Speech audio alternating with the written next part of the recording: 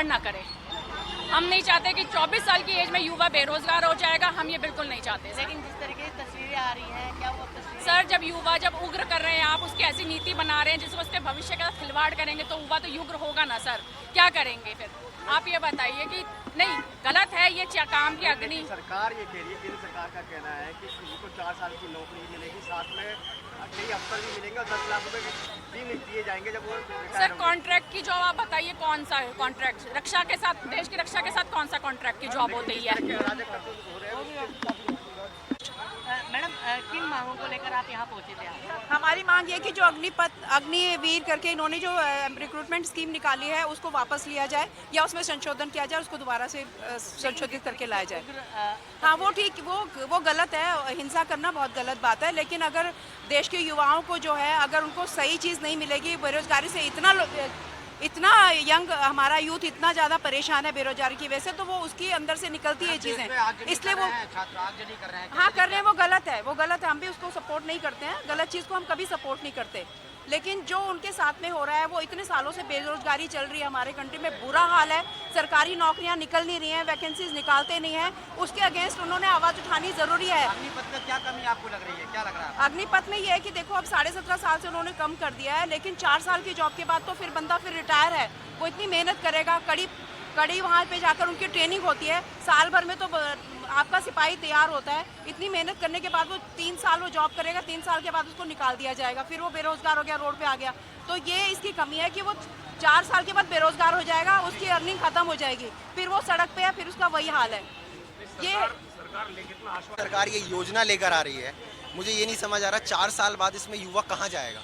वो सालों तक तैयारी करता है कि एक सरकारी नौकरी मिल जाए, अपने घर का पालन पोषण वो कर सके, उसके बाद साथ ही साथ देश की सेवा वो कर सके। आप कह रहे हो कि 4 साल आप नौकरी करो फिर टाटा बाय बाय, उसके बाद उसका क्या होगा? कोई एश्योरेंस है, कोई पॉलिसी है केंद्र सरकार की कि 4 साल बाद ये करेंगे?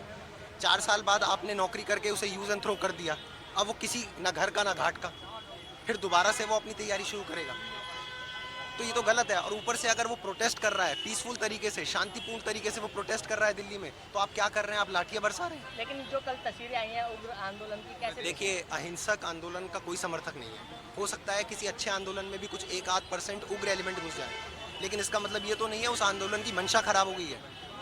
तो अहिंसक आंदोलन का कोई समर्थक नहीं है यहाँ पर जो पीसफुल तरीके, जो संविधान के अंतर्गत हम अपनी बात रखना चाह रहे हैं सरकार के सामने, सरकार उससे क्यों दबाना चाहती है तानाशाह तरीके से? एज बढ़ा दी, 23 कर दी, उन्होंने अमेंडमेंट कर। उसमें कोई एहसान नहीं करा है सरकार ने, अगर एज बढ़ा दी है तो 2 साल से भर्ती नहीं आई, हर साल पेपर लीक होना, उन सब पे सरकार का कुछ ध्यान नहीं है।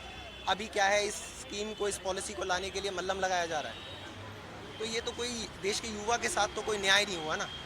4 साल आप कोई पेंशन बेनिफिट नहीं है, वो 4 साल घाटी में कहीं कहीं दूर दराज रहकर अपनी सेवाएं देगा, देश की सेवा करेगा, और 4 साल बाद आप कहेंगे टाटा बाय बाय, निकल लो। हम लोगों की मांगे सिर्फ इतनी है कि आप देख रहे हैं देश का जो छात्र वर्ग है उसके साथ लगातार साल से शोषण उसका होता आ रहा है।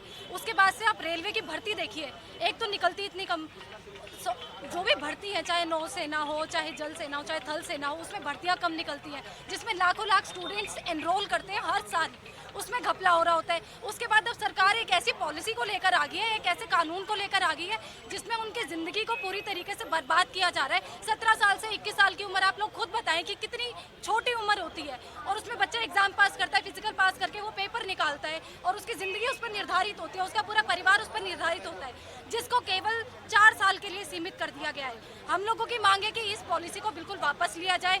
दूसरी चीज़, जो ये लोग वादे कर रहे हैं कि इनको गवर्नमेंट जॉब्स में जो है प्रेफरेंस दी जाएगी और अदर फैसिलिटीज़ दी जाएंगी, उसकी श्योरिटी कौन देगा?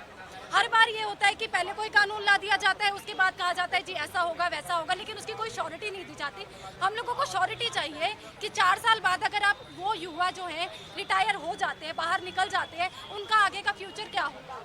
और ये बहुत बड़ा सवाल है जो हम लोगों को उठाना है, जिसके लिए हम लोग सब यहाँ पर आए हैं। जगह ना हिंसा भी देखी गई है बिल्कुल। तो सरकार कह रही है कि ये खुद को आर्मी में जाने का बता रहे हैं, लेकिन हिंसा में आगे आ रहे हैं, ये क्या देश कर रहे हैं, आगजनी कर रहे हैं, कई स्टेशन में देखा देश के अलग अलग राज्यों में भी। तो कैसे देख रहे हैं सर? आप मुझे बताएं, एक गरीब परिवार का बच्चा जब 12वीं पास करता है, बाहर निकलता है, उसको क्या चाहिए होता है? रोजगार चाहिए होता है।